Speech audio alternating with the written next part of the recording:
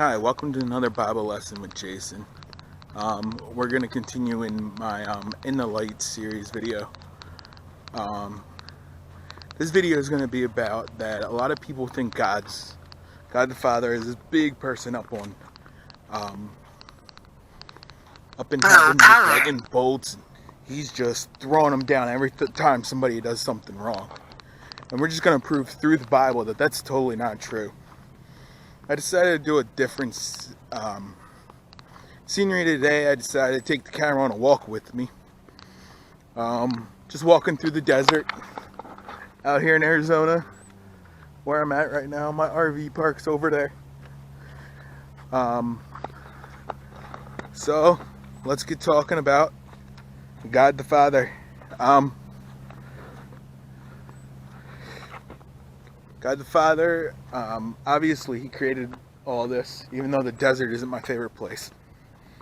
But that's where I'm at right now. But a lot of people just think He's like this big bully. But you gotta realize He's more like a father.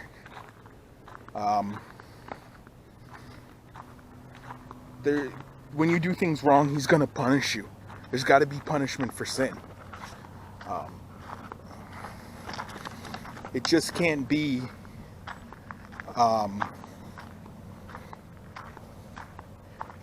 just let you get away with everything. God's not Santa Claus or the Easter Bunny and just hand stuff out willy-nilly, and that's not who God the Father is.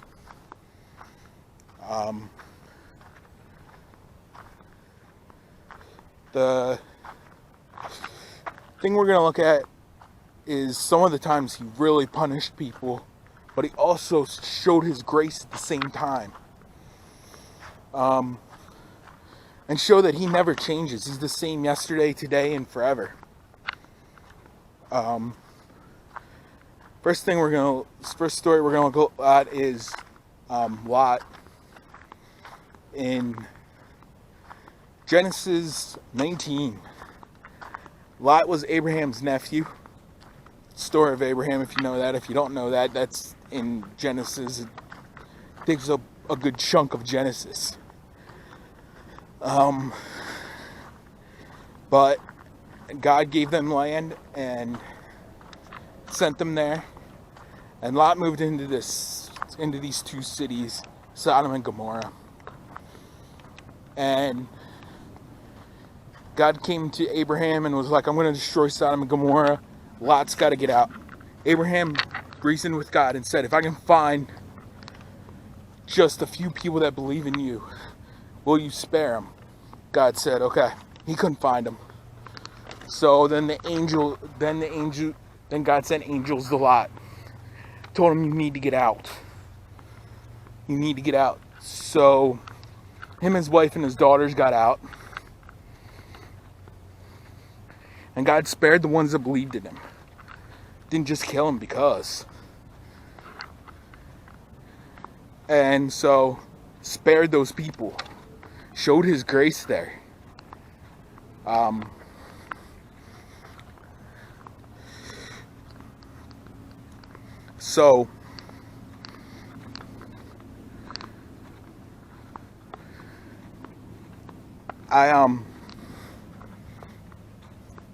So God showed His grace there.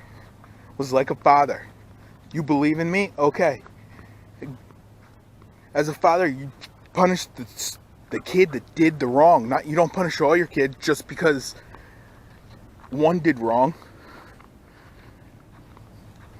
So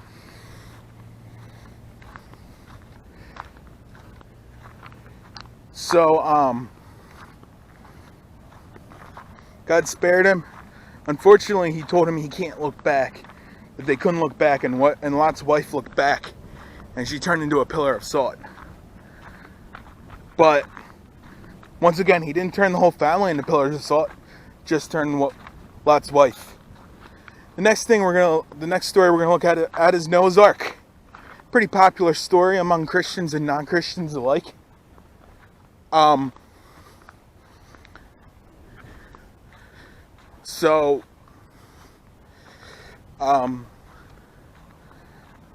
If you know the story, God looks at the earth and sees there's not a lot of good in the earth, on the earth. And he tells this guy Noah, who he feels him and his family are the last good ones. He tells them, build an ark, because I'm going to flood the earth.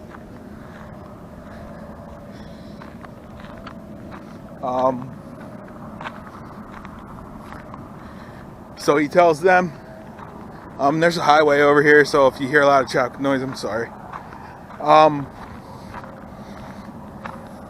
Tells them, build an ark, and he says, I'll send you animals. He sends them animals, and tells them, get on the ark, and all the animals got on the ark, closed the door, flooded the earth, wiped everyone else out. God's grace to just save those 8 people. I'm telling you, if I would have been God, I would have wiped the whole earth out. I would have said, I'm starting over, forget about this. I'm going to create some people that are better. I would have said, 8 out of however many, that's not that much. Well, you even look at Adam and Eve. First 2 people, they messed up. If I was God, I would have pulled the plug then. I would have been like, I'm done. Over. Next story that shows God's grace immensely is the story of Rahab.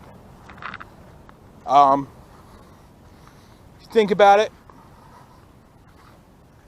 God had promised this through his people, the Jewish people. And God shows so much grace to the Jewish people over and over again. But he promised this land to the Jewish people, and they sent spies in. And somehow the king or the government or whatever they had found out there were spies there. And they were after him. Well, Rahab hid them in her house. And then threw them over the wall, and then let them over the wall in a basket and let them escape. Because of what she did, God spared her when God's people took over the city. And she was included in the lineage of Jesus. This is another story on how God never changes. I've heard people say that only the Jewish people went to heaven before Jesus came and died on the cross, before the new covenant. I think if God put somebody in the lineage of Jesus that wasn't Jewish, she was Canaanite, I don't think he would have sent her to hell. Or he would have damned her to hell or whatever.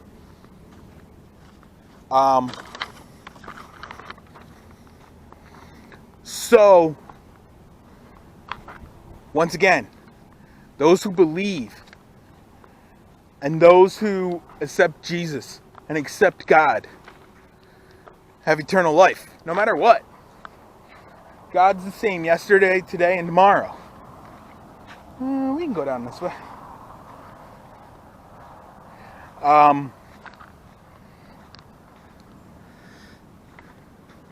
So, God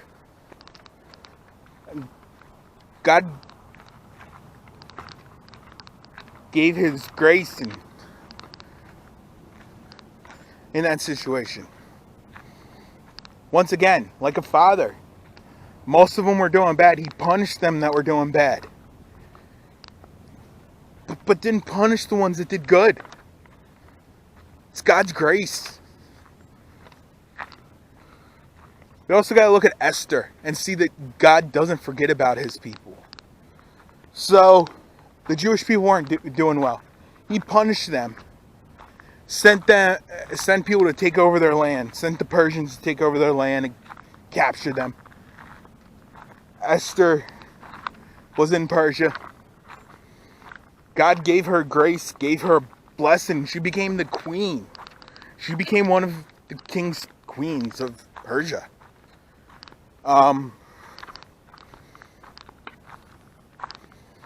And God used that to bless the Jewish people. The king had a advisor. His name was Haman. He was a bad dude. Wanted to get rid of all the Jewish people just because he didn't like one. Once again, against God's grace. And decided he wanted to get rid of them. And Esther, being Jewish, knew she had to do something. So she went to the king, even though she could have been killed for this. And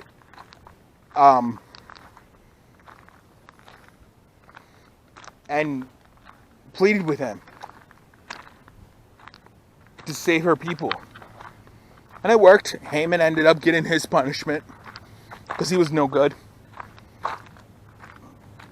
And he ended up being hung on the silos that he had built for the on the hanging things that he had built for the Jewish people, which is kind of ironic, and I like it. It's kind of God's humor there.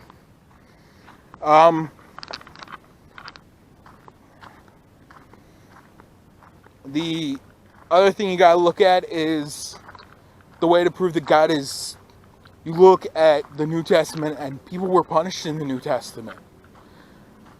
Look at Ananias and Sapphira. I did a whole video on it a while ago. I will link that in the description, my video on Ananias and Sapphira. So if you want to go back and look at it and learn from it, it will be in the description of this video.